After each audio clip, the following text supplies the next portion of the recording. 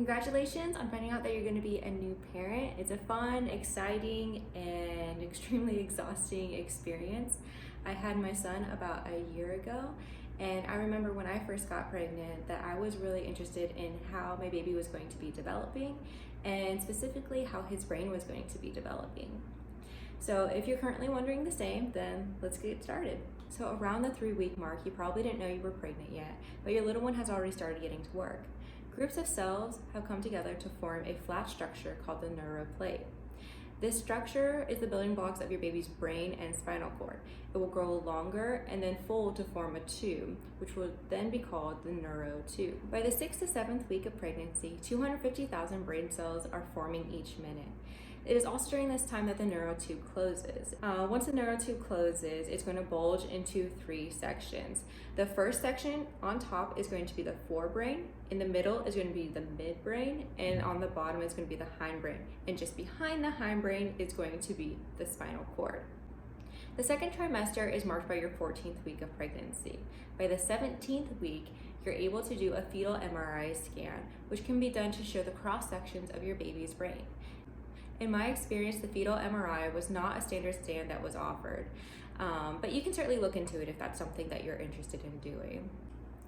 Babies, or the correct term fetuses, move often in the womb. So the standard MRI that we are used to, where we have to stand completely still in order to get a good image, doesn't work in this case. So instead, a specialized fast multi-slicing MR imaging is combined with a refinement technique to build a 3D model from images with significant head motion. This is probably why most OBGYNs do not offer this as a standard service, because it's hard enough to get a good ultrasound image of your baby while they're moving in the womb. But this type of scan is useful from a scientific standpoint in order to understand the development of the brain.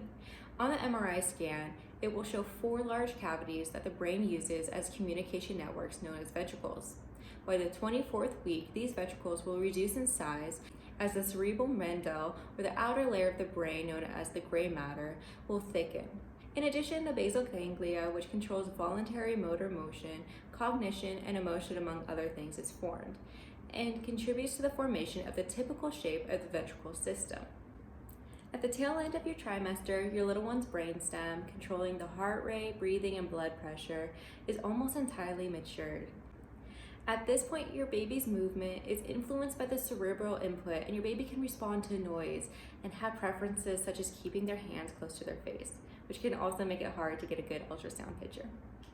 By the 28th week, the mark of your 3rd trimester, your baby's brain activity will go through sleep cycles, including REM sleep.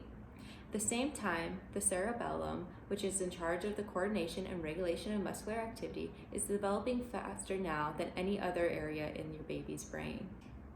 Your baby's brain will also triple in weight, going from 3.5 ounces at the end of your 27th week to almost 10.5 ounces by the time of birth, forming more grooves and folds as it starts to resemble an iconic brain.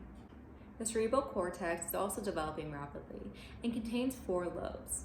In general, the frontal lobe, which is located near the forehead, is responsible for cognitive functions such as thinking, problem solving, emotions, and personality. The parietal lobe, which is located near the crown of the head, is responsible for information processing, perception, and making sense of the world.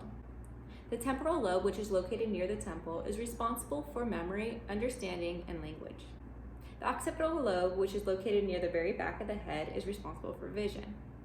Interestingly, despite the rapid growth in these areas, they only really start to function after birth, as your baby begins to interact with you and their surrounding environment.